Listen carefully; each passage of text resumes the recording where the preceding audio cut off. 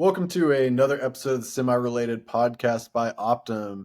Today, I'm joined by Keith Peterson from the NMFTA. Keith, how are you doing today?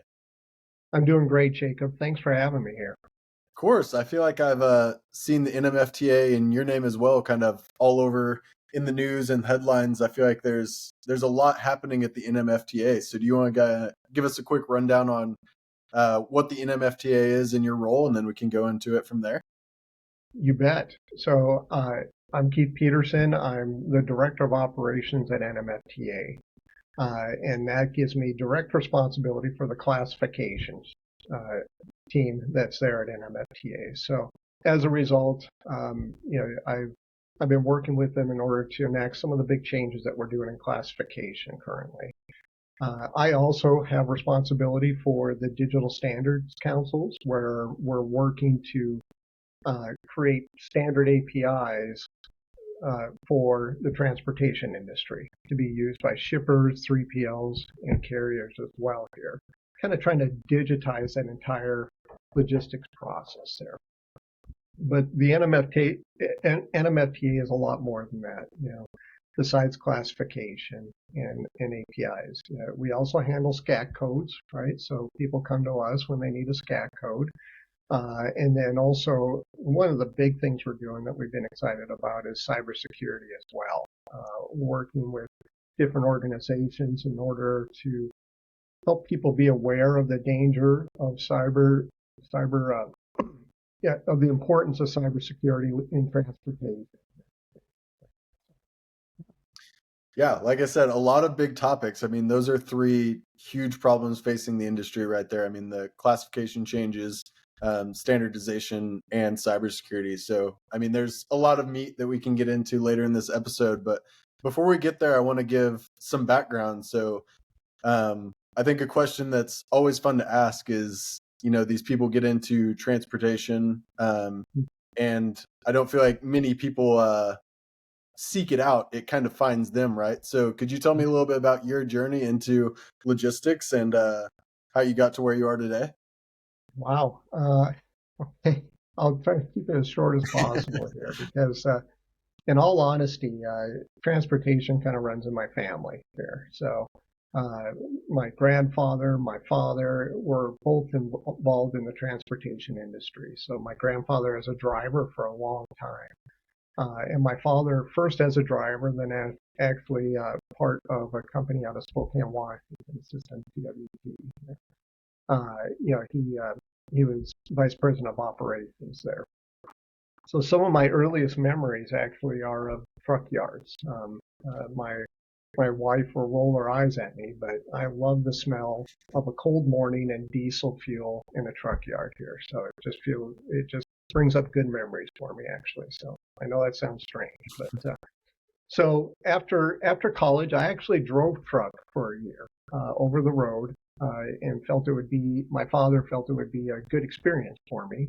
And after that, I went into operations and just really worked on both dispatching and planning, both at System TWT and then over at another company, interstate distributor company over in Tacoma, Washington. So I actually went to work for Qualcomm at the time, right around the year 2000, and worked there for about 20 years, working with a lot of customers, putting tracking and messaging platforms on their trucks here and trying to help them become as efficient as possible, right? And compliant as possible as well here. So kind of went through the whole ELD thing and the growth of that industry as well here. So before coming into NMFTA. So long time in the business and just been a huge fan and always have respect for truck drivers and the transportation industry as a whole. Yeah, and I'm sure it helps in your day-to-day too to have a lot of that firsthand experience to be able to lean back on and connect with these people while you're working on all of these big projects that the NMFTA is undertaking. So tell me a little bit about that too, kind of. I know through the NMFTA, you're doing a lot of kind of group sessions, getting some feedback. So how are these past experiences connecting with your current role? Number one is probably a lot of the connections I've made over the years, right? They keep coming up, and I'm able to kind of lean on them when it comes to some of these projects, and talk to them about what I'm thinking and stuff. You mentioned the experience of just being within logistics industry for a long time, and that's definitely very helpful. Being able to see how it works across the board here. And then, these, trying to get out there and reach out as much as possible. I would say my time at Qualcomm working with customers really prepared me to get out there and reach out as much as possible and look for the opinions and talk about what we're doing, and so that people know what's coming here as well. So it's been really important. Well, I think that's a good segue into kind of the first piece that we talked about at the beginning of the episode of some of your projects is classification. So tell us a little bit about what the problem with classification was, and then we can get into what these changes are solving. Sure. So classification and the NMFC itself, it's been around for a long time, 70 plus years, I think, at this point here. So it's interesting, and that whole time it has gathered items, as freight has changed, new freight has come into play. It has gathered items, and its changes over time. We actually change it 3 times a year, but it's resulted in really a book of 7,000 plus different item numbers for different pieces of freight here, and really getting into the minutiae of these items here. So over time, naturally, it became very complex and hard for people to use. On the other side of that is just, the people that do use it have used it for a long time, have eventually moved on or retired or something like that. And it's still a book. It is online, but it's really a book where you have to search through and find that item number, then figure out class, right? And as freight has changed and the shipping methods have changed, it just became harder and more complex to do. So we knew that we had to try to simplify it in the end. And tell me a little bit about kind of what changes are taking place, right? You're going from 7,000 items, right? How are you approaching breaking that down into something a little bit more manageable? And tell us a little bit why that's the method that you decided to go with. Yeah. So this whole we call it classification reimagined, right? And what it all really comes down to is making density the primary factor of shipments. So if you think of a pallet of freight, pallet of boxes, right? You need the length, width, and height, and then the weight, and you can figure out a density. And from there, you can get a class. But what was happening before was there could be different items on there depending on the generic heading, right? So if it's maybe some shoes or, soccer balls and basketballs or something like that, you could have 2 different items on there. Anyways, I'm getting too far ahead of myself. I apologize. So it's this classification reimagined has actually been in the works for a couple of years, but we decided to kind of take it and turbocharge this a little bit. Whereas before we were doing research projects and trying to pull together different items to not only move them to density scale, but also condense them as much as possible. But that was taking a long time by doing these research projects, making sure everything was right. What we decided to do, starting really about a year ago, was take the book as it's written. There's been a lot of good research that's gone into it. And our main goal was to take items that have no handling, stowability, or liability issues and see if we can condense them, the generic headings meaning, and move them to a 13 sub full density scale. Now, instead, in light of doing research projects, again, we decided to take, hey, this is the book as it's written today here. So we need to just move forward on that here. So the first thing we had to do actually was, okay, how do we analyze the book? There's no report, and I started just over a year ago, there's no report where we could pull up and say, give me the items that have handling, stowability, and liability, because there's no indicator on it, right? So we actually had to take the book and manually put it into a spreadsheet. I know that sounds funny, but there's so much different piece of information on these items. That's, it hadn't been done yet. Once we did that, now we were able to really kind of start doing an analysis of it here. And what it turned out to be was we really concentrated for this first docket of 2025 on those generic headings. So we took like a large generic heading. We took all the items that have no handling, stowability, liability issues and just moved them into one item number, but kept all those different search terms so that we could still search by it and the industry can still search by it, and move them to a 13 sub-density scale. So, is it going to make the book smaller? I always kind of joke about this. Well, we still got all those words in there, all those different terms that describe it here, but we don't have as many item numbers here. And that's really the big effect that we're having in this first docket. Now, those items that we determined have handling, stowability, and liability issues, we went through, we found the notes on it where it indicated that. We really what we're doing there is adding an indicator so we can sort by that in the future and can easily find them here. And then there's some other smaller parts of it as well where we moved any of the items that were already at the full density scale. There was about 100 or so of them, but it was an 11 subscale. We added two classes to that scale in order to account for heavy, dense freight, classes 50 and 55. We moved those items over to the 13 subscale as well here. So really, in the end, where a docket will generally have 10 to 15 proposals on it, this one has 99, basically. Mm-hmm. So it ended up being a ton of work, and all the credit goes to the classification team for actually making this happen. Yeah, and speaking of all that work, I want to go into this kind of manual process, right, of breaking all of this down. So you mentioned those three key terms: handleability, stowability, and liability, right?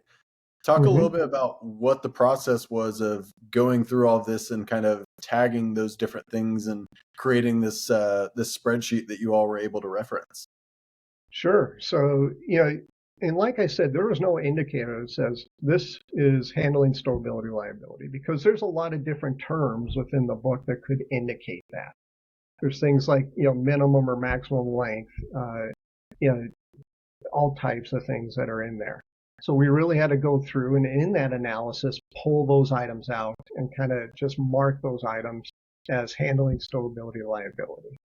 Now, a lot of times as you look through the book, it can be indicated by, maybe having a modified density scale on it, meaning that it's been assigned certain classes, right, based on the research that was done, or even a single density scale on it here. So, but you still had to go through the notes to try to find those items here. So we may still have some people that give us some feedback on some of these items, say, hey, I think this does have a handling, stowability, or liability issue. And that's okay. That's why we're taking feedback on the docket. That's why we always take feedback on the docket. And for us to kind of take a look at and determine if there really is something, or, or if we need to adjust the way that we're doing it here. So once we had that really gave us a clear path forward in moving a lot of items to the full density scale. So, yeah. And then too, I want to talk a little bit about what you just mentioned there, feedback, right? I mean, you can't go unilaterally make all of these changes and expect everyone to just happily adopt them, right? So talk a little bit about what this process has been like of, bringing this before shippers and carriers and saying, hey, does this meet your needs? Does this line up? Can you look at these 7,000 items? How have you kind of approached getting some feedback on so much information like this? So, we can't, a couple of different ways. We made a decision when we started this process a year ago to really kind of open the doors on how we do this. Okay, so we started talking about it as much as possible. Anybody that would have us at conferences, any kind of webinars, we hosted our own webinars because we wanted people to know what our strategy was and what we were doing, because we knew the changes would be big. right? So people had to be prepared to make these changes going forward here. So that was our first kind of stage of it here, because we can't actually talk about the docket until it's released and start gathering feedback specifically on the docket. But we felt by talking about our strategy, and we could at least start getting some feedback and determining, are we on the right path here? Mm-hmm. So, and people have been very open, and I've been very thankful about people coming to me and talking to me about the strategy, what they think should be done, right? Because there's carriers, there's also shippers, 3PLs, and the NMFTA is really governed by the FCDC, the Freight Classification Development Council, and they're meant to be, just agnostic, right? They want to just look at the data and just determine it according to that here. So we started taking feedback that way. And then, of course, once we released the docket on January 30th, we actually open it up for feedback on any specific proposals there. And you can send us an email. There's a feedback form available on our website. And we take all that in until February 25th. And at that time, we organize it. And then at our public meeting on March 3rd, we actually review the feedback that we've gotten. Now, typically, we review each of the proposals individually. With 90 proposals, we're not going to do that, I'll be honest. We'll review specifically the items that we got feedback on, and then it is a public meeting. So, and then see if anybody has any items that they'd like to talk about as well. Anybody that's there. So, yeah. So it's quite the process. And again, I just wanted to really kind of emphasize, we really wanted to open the doors on what was happening here and talk about it as much as possible. The other thing I probably failed to mention is starting last fall, we started releasing what we call in-scope lists. And there was a list on our website where you could go and check by item number, is this in scope for 2025-1? And I think that really helped people start doing the analysis that they needed to do to see if it would affect them, right? Because we had not been shy about talking about, okay, we're moving to a 13 subscale and as many items as possible to full density. But we're not done yet, but that might be your next question, or we'll probably talk more about that. Yeah, exactly. So. You perfectly kind of laid me up there. So tell me a little bit about what this looks like for workflow changes whenever this does go into effect, which I think is this July, right?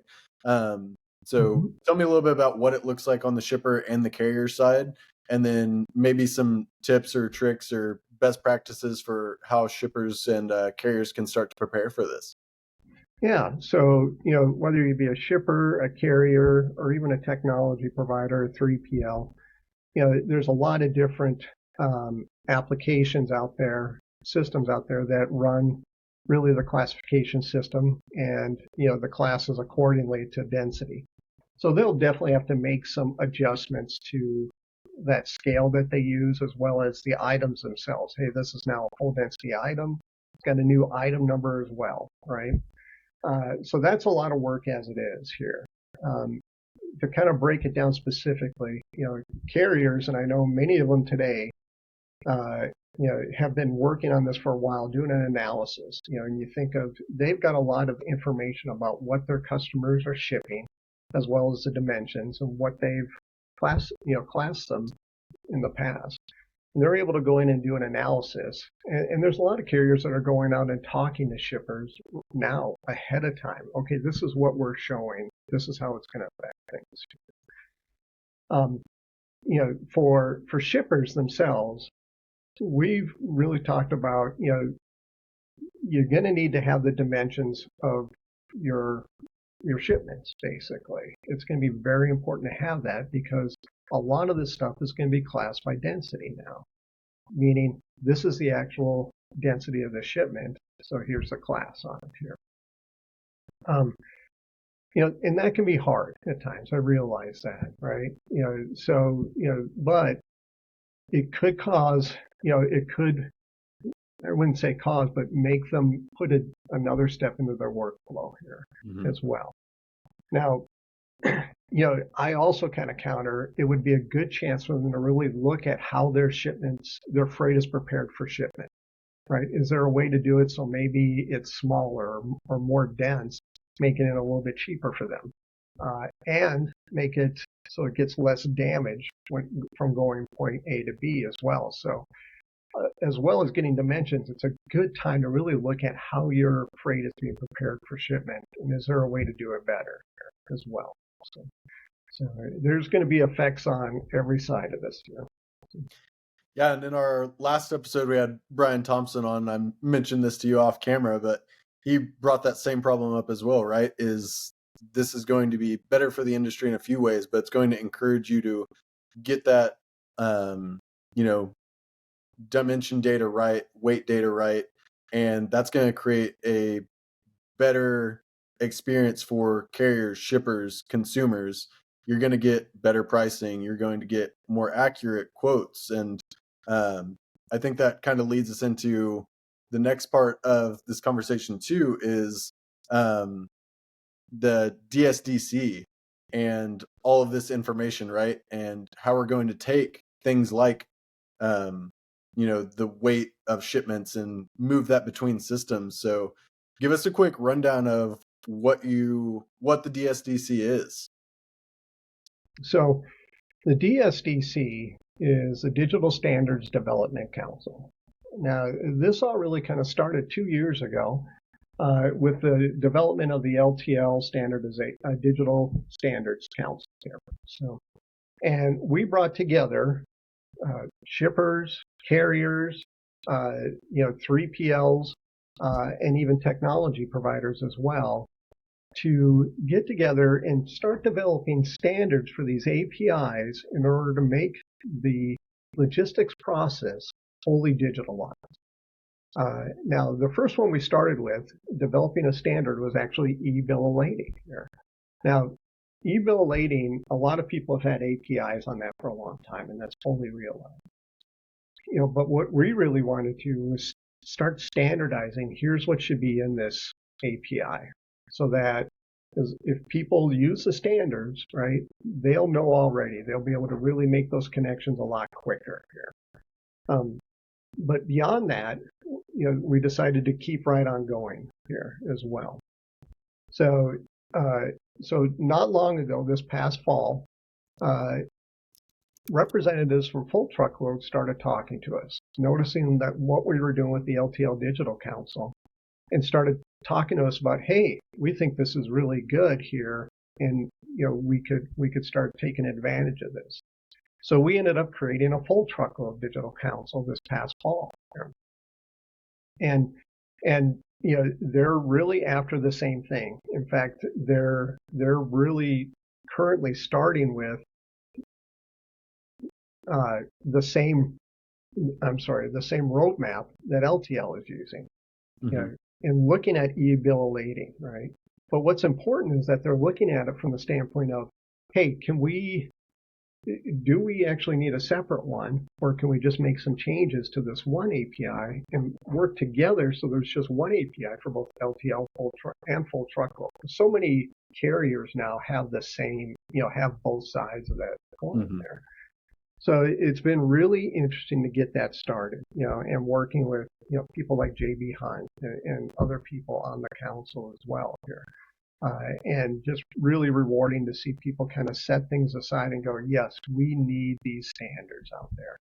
And it's so Full Truckload's just getting going.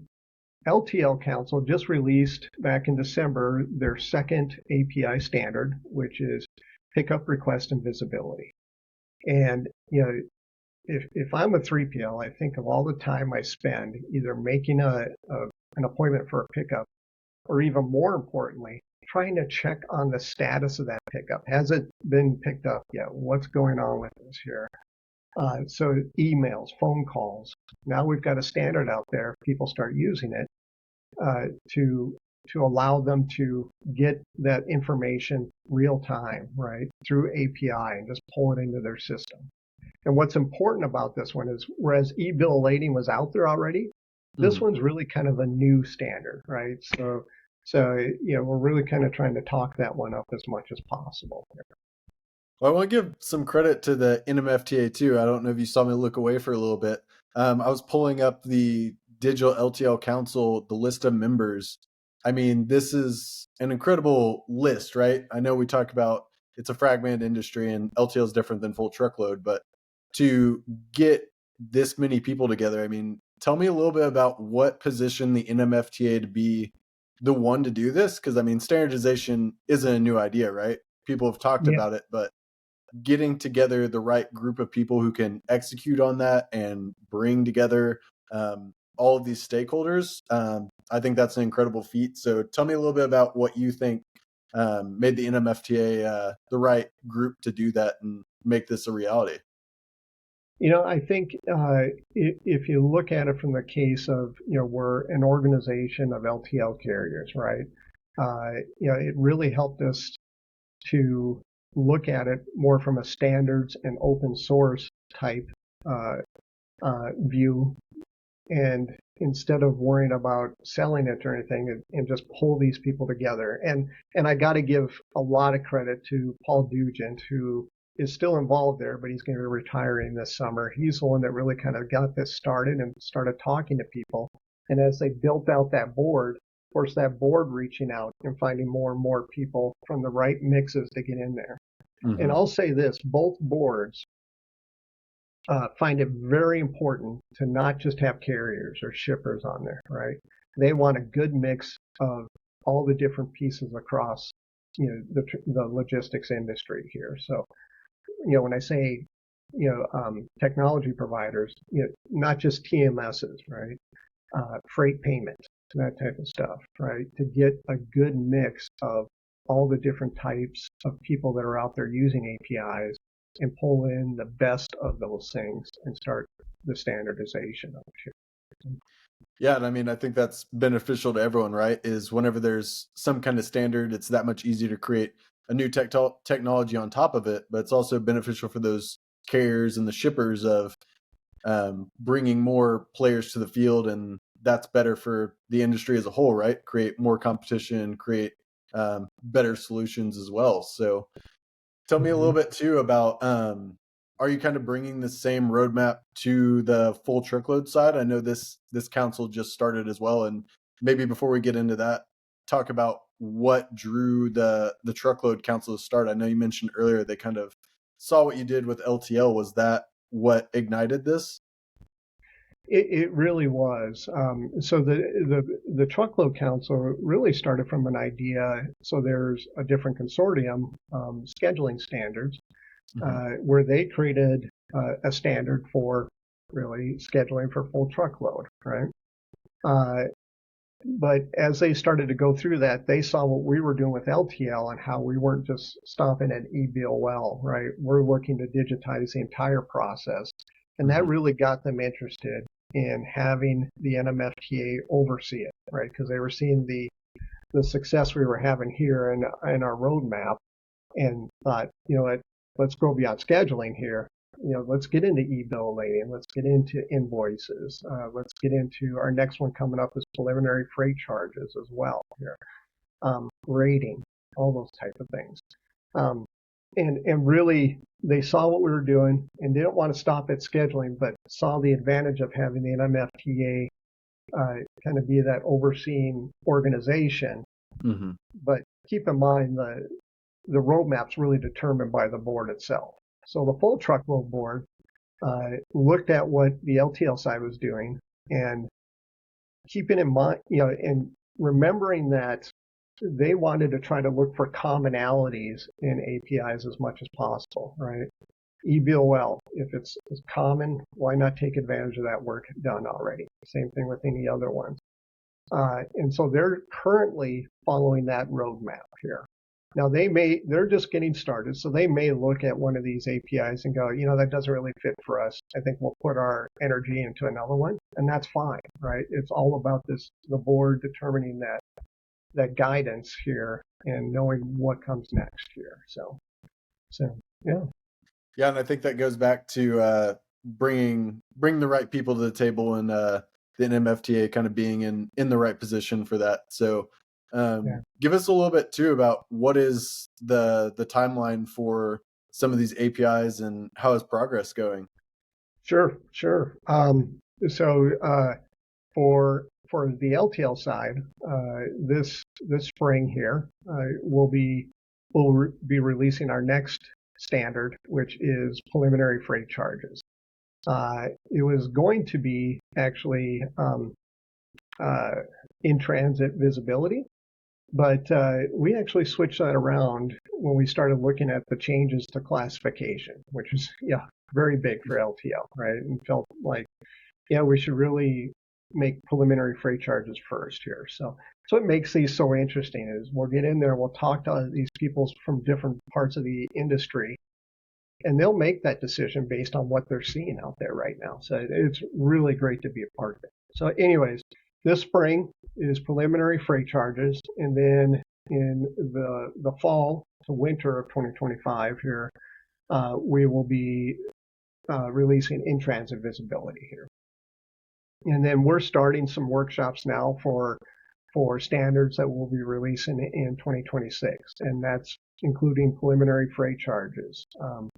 Let's see here. Oh, invoice and rating disputes, right? So being able to get notification when an invoice or a rate changed, they had added or took something away from it, right? So the full truckload, now they're just getting started on the path here, but they've kind of taken on the work of the APIs concurrently as well. So they've put together teams for each API. So some will go faster, right?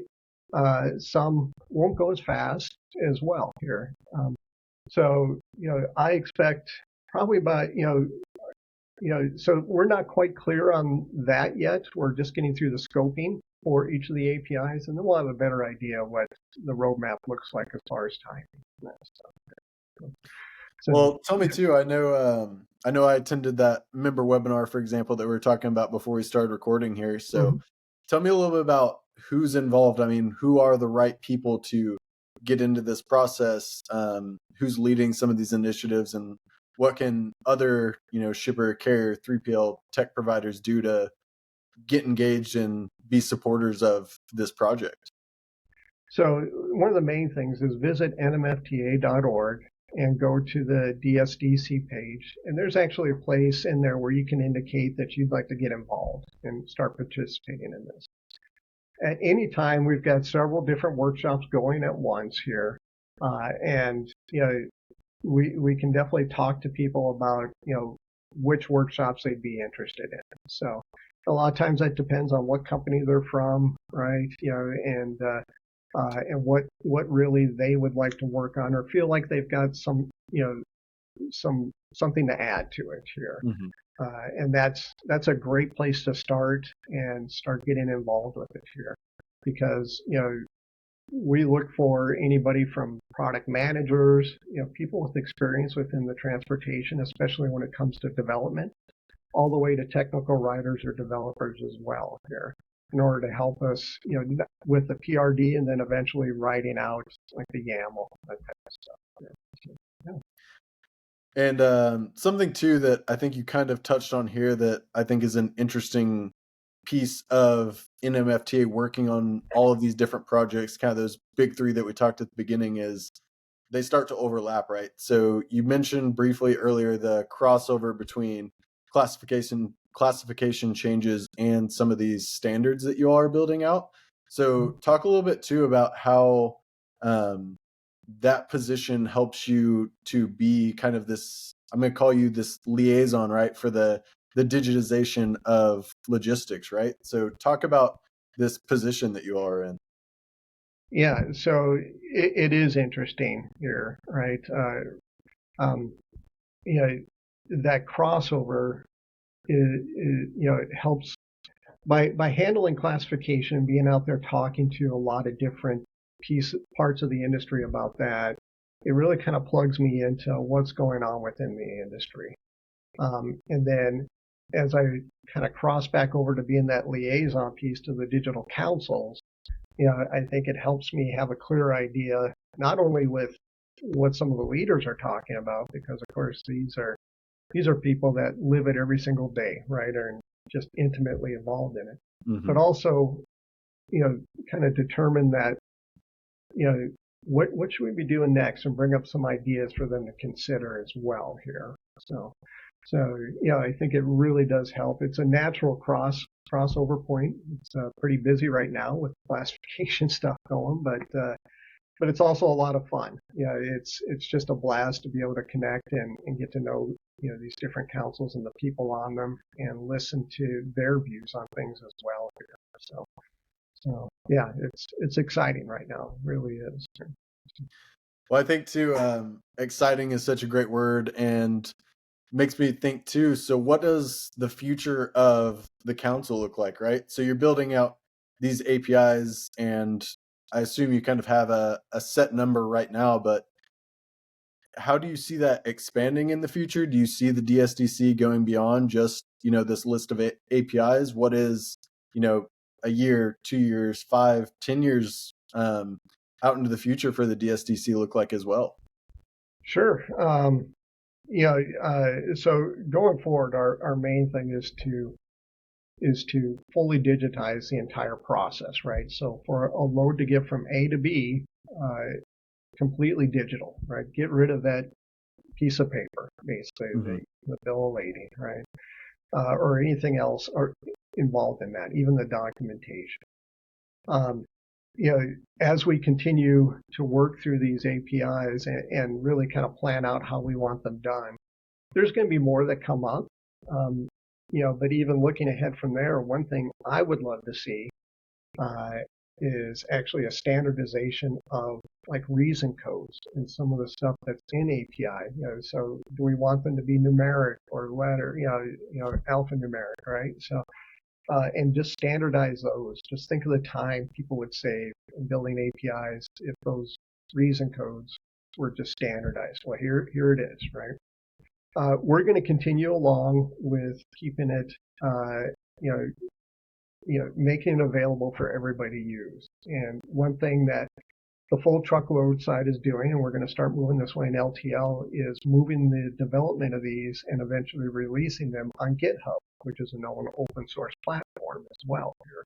And that'll allow the public, once we actually put it on a public repository, to comment, to bring up ideas about it here, and and you know and take a look at it, and just it's an area, but as well as go and pull, like if we have reason codes out there, pull them over to the room very easily. So um, and then probably one of the biggest things that the councils are going to be doing is promoting these standards here and Hmm. trying to drive adoption of it. A lot of work is going into it from a lot of really smart people. So we're going to make sure that we're out there promoting the use of these standards. So, it just makes it easier across the board for people to connect with each other digitally. So, and that's where I see a lot of the work going, especially for the boards, talking about and out there promoting these standards here. And I want to zoom in on a little piece of the conversation here as well. You keep coming back to open source, right? Do you see that being a growing piece of the industry as we go into the future? I know you're hopeful for these APIs, right, to gain adoption through this, but do you see a broader usage of open source as well? You know, um, I see it right now is keeping the standards out there for them here, right? For people to use when it comes to development, especially even beyond the APIs. Like I said, just the reason codes. You could probably have a repository just on reason codes itself here. So that's really our focus, and continuing that, because you know all these organizations coming together, right? We want to make sure that we keep it for the good of the industry itself here. So that's really what we're trying to do. So we'll continue along that pathway. Well, awesome. And then I want to go into kind of the third piece. I know this isn't your main focus, but I think it ties into a lot of work that you're doing. Is how do you bring the cybersecurity practice within the NMFTA into the work that you're doing as well with this DSDC? Well, I mean, the first thing is, of course, we have to keep, you know, APIs are much more secure, number one, right, than like EDI or anything else here. So that's important, and it helps protect information really across the board here. And of course, as far as the DSDC, making sure that we've got good standards in place in order for the use of those APIs as well here. The cybersecurity piece for NMFTA really is looking at the industry as a whole. It's more focused on transportation, of course, right? And really, if you think about it, if a a trucking company gets attacked and is down for a few days, depending on that trucking company, if it's in a certain geographic area, people are going to feel that within a couple of days. I think somebody told me like within 72 hours, people start feeling it, right?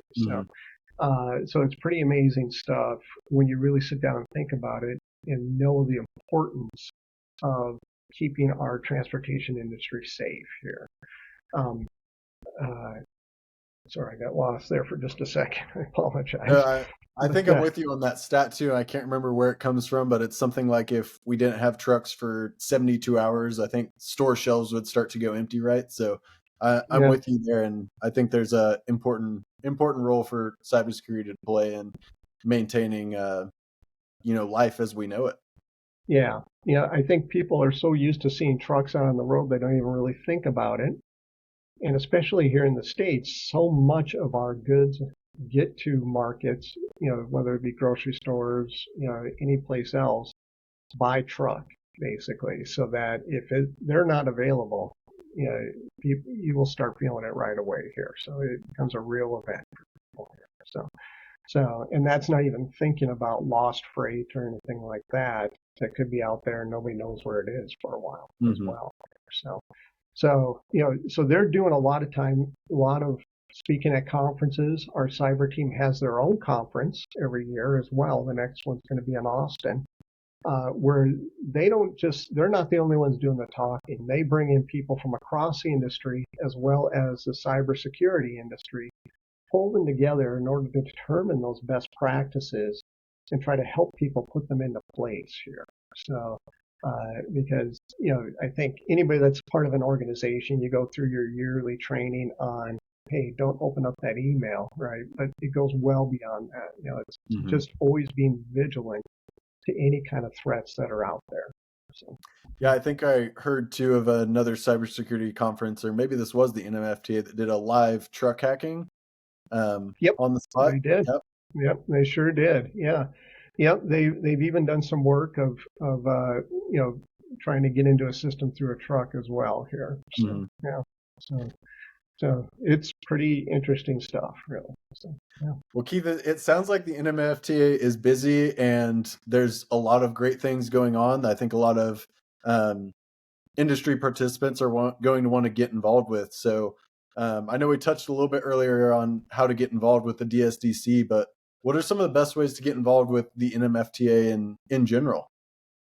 So I mean, it's a LTL carrier association, right? So to become a member, you need to be an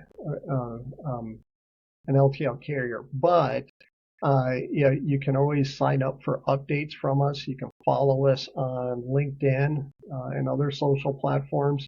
And especially if you want some updates around classification, you can go to nmfcchanges.com. There's actually a place at the bottom there for you to put in your information to start getting updates on what's going on with classification. Because beyond this docket, we're making changes to our online platform for classification, calling it Classic Plus, and just really improving the user interface there. And then we've got more to do on classification. We tried to get to everything, but with our staff of 5 people, we weren't able to get to everything. So there's definitely going to be more to do on that as well here. We're going to keep that rolling as well. Yeah, it's a never ending process, and like you said, with 5 people, I mean, there's a lot of work to be done, but it's great to know that you all keep pushing the bar higher and raising new standards. So that's great to hear. But I appreciate the time, Keith, and look forward to attending some of those events and getting deeper involved in the NMFTA. So Thank you for your time. Thanks for having me. Really appreciate it.